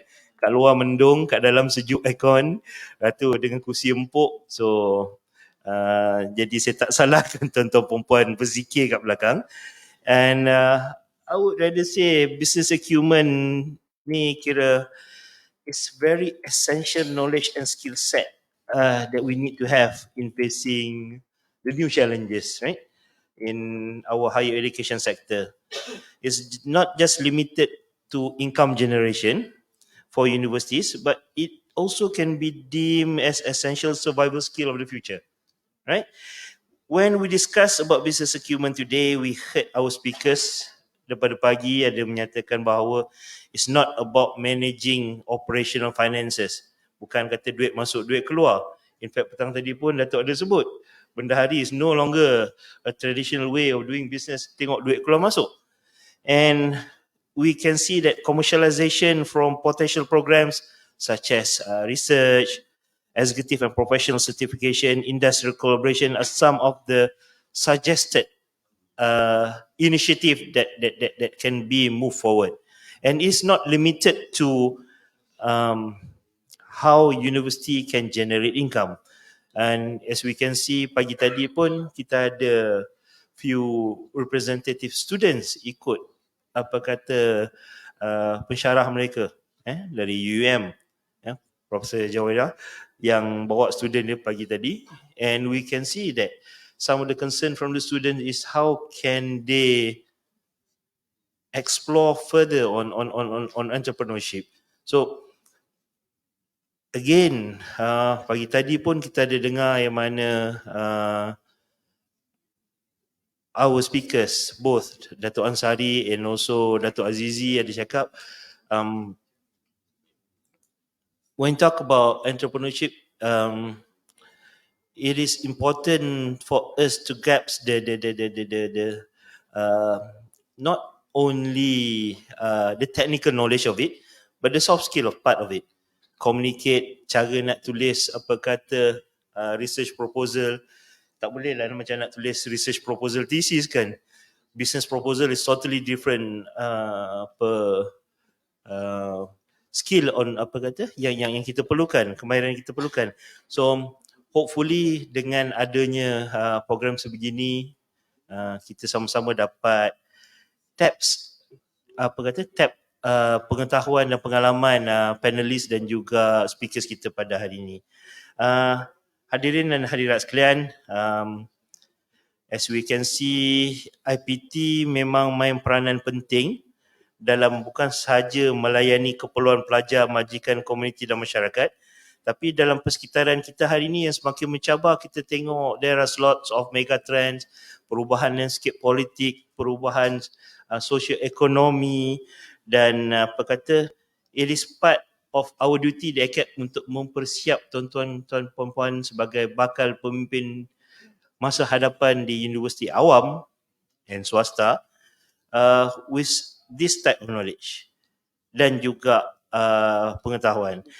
Pihak AKEPT, for us, kita sentiasa menyambut aspirasi dan hasrat kerajaan. Whoever rules government of the day, we uphold the current policy. And untuk membangunkan kepimpinan di peringkat IPT ataupun IPTS, we have to equip the leaders of the universities with such knowledge. And as mentioned pagi tadi, AKEPT adalah rumah kita. So jangan segan, jangan malu, datanglah ke AKEPT. Janganlah tunggu sampai bertanya kepada kami, bila AKEPT nak panggil kami khusus lagi. So macam saya dah promote pagi tadi, follow lah, like lah kita punya social media AKEPT through Facebook, Instagram dan YouTube for now, supaya dapat update terkini. So whatever program yang ditawarkan pada AKEPT, kalau tak boleh hadir secara fizikal, please join us through virtual. So I know our participant out there yang sedang menonton melalui Facebook Live, hopefully mereka pun menerima manfaat yang sama seperti mana kita ada kat sini.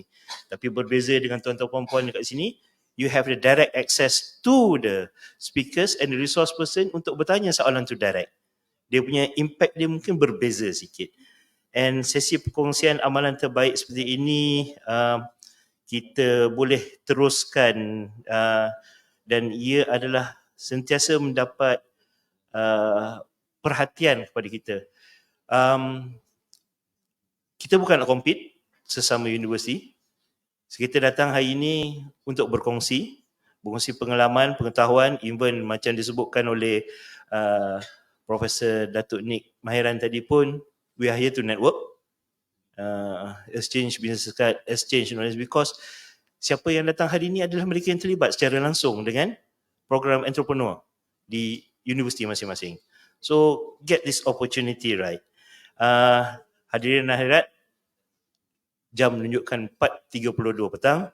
Sekali lagi saya mengucapkan terima kasih kepada semua pihak yang terlibat, pihak urustia, pihak teknikal ke atas sana, dan special mention to tuan-tuan dan puan-puan yang hadir ke program kita pada hari ini. Okay. Sekalung tahniah sekali lagi kepada semua peserta. Semoga perkongsian amalan terbaik yang ini dapat dimanfaatkan dan seterusnya dapat diterjemahkan di peringkat institusi masing-masing. Sekian, wabillahi taufik wal hidayah. Assalamualaikum warahmatullahi wabarakatuh. Terima kasih. Thank you to Mr. Azrul, Deputy Director of AKEPT. Before we end our program today, the organizing committee would like all participants to scan the feedback form.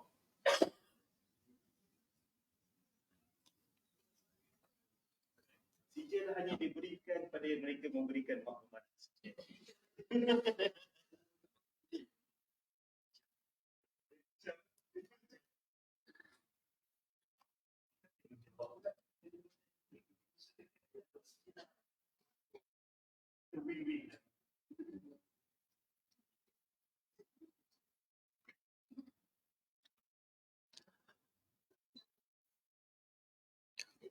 We would like also to invite all participants to have a refreshment after this at the dining hall.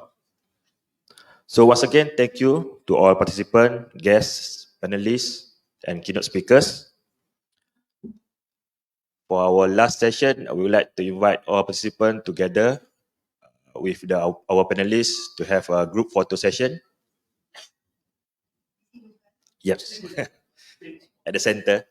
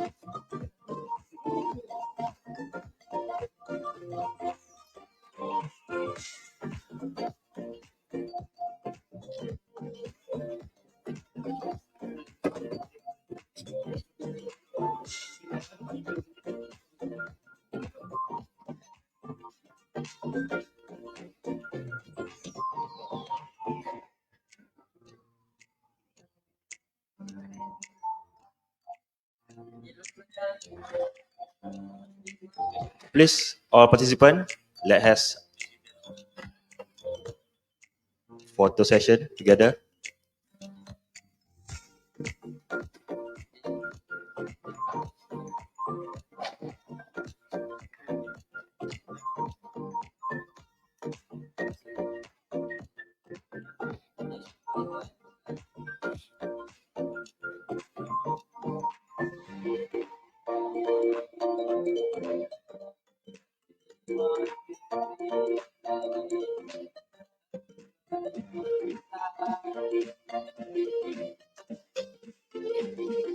Okay.